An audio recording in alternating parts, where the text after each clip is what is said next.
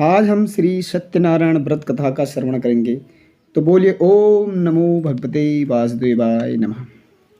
एक समय की बात है, 88,000 ऋषियों ने श्री सूत जी से पूछा, हे प्रभु, इस कलयुग में वेद विद्या रहित मनुष्य को प्रभु भक्ति किस प्रकार मिलेगी तथा उसका उद्धार कैसे होगा। इसलिए हे मुनिश्रेष्ठ, कोई ऐसा व्रत कहिए जिससे थोड़े समय में पुण्य प्राप्त होवे तथा मनवांछित फल मिले।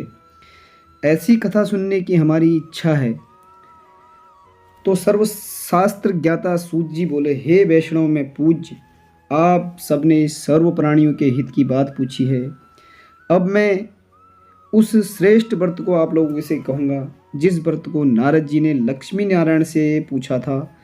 एक समय योगीराज नारद जी दूसरों के हित की इच्छा से अनेक लोगों में घूमते हुए मृत्युलोक में आ पहुँचे थे। वहाँ बहुत मुनियों में जन्मे हुए प्राय सभी मनुष्यों को अपने कर्मों के द्वारा अनेक दुखों से पीड़ित देखकर सोचा कि किस यत्न से या किस यत्न को ऐसा कौन सा यत्न करने से, ऐसा कौन सा निश्चय करने से इनके दुखों का नाश हो सकेगा। नारद जी ने ऐसा सोचकर, मन में ऐसा सोचकर विष्णु लोक गए। वहाँ श्वेत वर्ण और 4 भुजाओं वाले देव श्री नारायण को, जिनके हाथों में शंख चक्र गदा और पद्म थे तथा वरमाला पहने हुए थे, देखकर स्तुति करने लगे कि हे भगवान, हे नारायण, आप अत्यंत शक्ति से संपन्न हैं। मन तथा वाणी भी आपको नहीं पाप सकती। आपका आदि मध्य और अंत नहीं है। निर्गुण स्वरूप सृष्टि के कारक, दुखों को नष्ट करने वाले हो। आप मेरा नमस्कार स्वीकार कीजिए। नारद जी ने इस प्रकार की स्तुति सुनकर विष्णु भगवान बोले कि हे मुनिश्रेष्ठ, आपके मन में क्या है? आपका यहाँ किस काम के लिए आगमन हुआ है? निसंकोच कहो। तब नारद मुनि जी बोले, हे प्रभु, मृत्युलोक में सब मनुष्य जो अनेक योनियों में पैदा हुए हैं, अपने कर्मों के द्वारा अनेक प्रकार के दुखों से दुखित हैं। हे नाथ, मुझ पर दया रखते हो तो बतलाइए कि उन मनुष्यों के सब दुख थोड़े से प्रयत्न से ही कैसे दूर हो सकते हैं। इतना सुनकर श्री भगवान जी बोले, हे नारद, मनुष्यों की भलाई के लिए तुमने बहुत अच्छी बात पूछी है। जिस व्रत के करने से मनुष्य मोह से छूट जाता है, मैं वह आपको बताता हूँ। सुनो।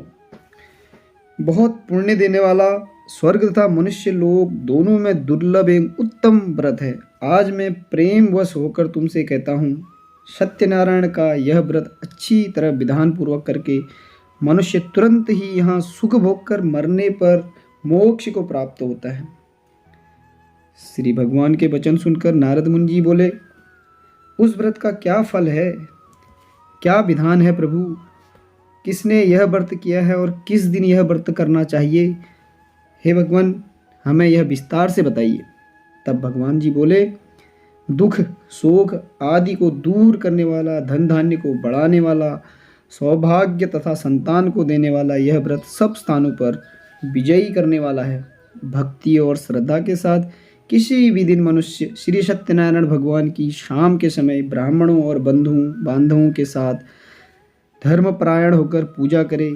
भक्ति भाव से नैवेद्य केले का खम्भ, घी, दूध और गेहूं का चूर्ण सवाया लेवे।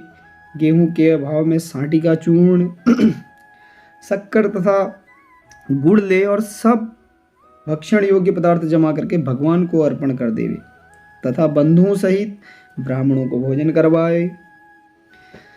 उसके पश्चात स्वयं भोजन करे। नृत्य गीत आदि का आचरण कर सत्यनारायण भगवान को स्मरण करते हुए समय व्यतीत करे। भजन संध्या में जो है ध्यान लगाए। इस तरह व्रत करने पर मनुष्य की इच्छा निश्चय ही पूर्ति होती है। विशेषकर कली काल में भूमि पर यही मोक्ष का सबसे सरल उपाय है। इसके बाद सूत जी बोले, हे ऋषियों, जिन्होंने पहले समय में इस व्रत को किया है, मैं आपको उनका वृतांत कहता हूँ, ध्यान से सुनो। सुंदर काशीपुर नगरी में अति निर्धन ब्राह्मण रहता था। वह भूख और प्यास से बेचैन हुआ। नित्य ही पृथ्वी पर घूमता था। ब्राह्मणों से प्रेम करने वाले भगवान ने ब्राह्मणों को दुखी देखकर बूढ़े ब्राह्मणों का रूप धारण कर उसके पास आकर आदर से पूछा, हे विप्र, नित्य दुखी हुआ पृथ्वी पर क्यों घूमता है? हे श्रेष्ठ ब्राह्मण, यह सब मुझसे कहो, मैं सुनना चाहता हूँ। ब्राह्मण बोला, मैं बहुत निर्धन ब्राह्मण हूँ, भिक्षा के लिए पृथ्वी पर फिरता हूँ। हे भगवान, यदि आप इसका उपाय जानते हो तो कृपा कर कहो। वृद्ध ब्राह्मण बोला कि सत्यनारायण भगवान मनोवांछित फल को देने वाले हैं, इसलिए हे ब्राह्मण, तू उनका पूजन कर, जिसके करने से मनुष्य सब दुखों से मुक्त हो जाता है। ब्राह्मण को भक्त का सारा विधान बतलाकर बूढ़े ब्राह्मण का रूप धारण करने वाले सत्यनारायण भगवान अंतर्ध्यान हो गए। जिस व्रत को वृद्ध ब्राह्मण ने बतलाया है, मैं उसको अवश्य करूँगा। यह निश्चय करने पर उस ब्राह्मण को भी नींद नहीं आई। वह सवेरे ही उठ सत्यनारायण के व्रत का निश्चय कर भिक्षा के लिए चला। उस दिन उसको भिक्षा में बहुत सा धन मिला, जिससे बंधु बांधवों के साथ उसने सत्यनारायण का व्रत किया। उसके करने से वह ब्राह्मण सब दुखों से छूटकर अनेक प्रकार की संपत्तियों से युक्त हुआ। उस समय से वह ब्राह्मण हर मास व्रत करने लगा। इस तरह सत्यनारायण भगवान के व्रत को जो करेगा वह पापों से छूटकर मोक्ष को प्राप्त होगा। आगे जो पृथ्वी पर सत्यनारायण का व्रत करेगा वह मनुष्य सब दुखों से छूट जाएगा। इस तरह नारद जी ने सत्यनारायण का कहा हुआ यह व्रत तुमसे कहा। हे विप्र, अब मैं और क्या कहूँ? ऋषि बोले, हे मुनीश्वर, संसार में इस ब्राह्मण से सुनकर किस किस ने इस व्रत को किया, हम सब वह सुनना चाहते हैं। इसके लिए हमारे मन में श्रद्धा है। सूत जी बोले, हे मुनियो, जिसने इस व्रत को किया है वह सब सुनो। एक समय वह ब्राह्मण धन और ऐश्वर्य के अनुसार बंधु बांधवों के साथ व्रत करने को तैयार हुआ। उसी समय एक लकड़ी बेचने वाला बूढ़ा आदमी आया और बाहर लकड़ियों को रखकर ब्राह्मण के मकान में गया। प्यास से दुखी लकड़हारा उनको व्रत करते देखकर ब्राह्मण को नमस्कार करके पूछने लगा कि आप यह क्या कर रहे हैं और इसके करने से क्या फल मिलता है, कृपा करके मुझको बताइए। ब्राह्मण ने कहा, सब मनोकामनाओं को पूर्ण करने वाला यह सत्यनारायण भगवान का व्रत है। इसकी ही कृपा से मेरे यहाँ धन धान्य आदि की वृद्धि हुई है। ब्राह्मण से व्रत के बारे में जानकर लकड़हारा बहुत प्रसन्न हुआ। चरणामृत ले और प्रसाद खाने के बाद अपने घर को आया। लकड़हारे ने मन में इस प्रकार का संकल्प किया कि आज ग्राम में लकड़ी बेचने से जो धन मिलेगा उसी से सत्यनारायण देव का उत्तम व्रत करूंगा। यह मन में विचार कर वह बूढ़ा लकड़हारा लकड़ियां अपने सिर पर रखकर जिस नगर में धनवान लोग रहते थे वह ऐसे सुंदर नगर में गया। उस दिन वहां पर बूढ़े को उन लकड़ियों का दाम पहले से चौगुना मिला।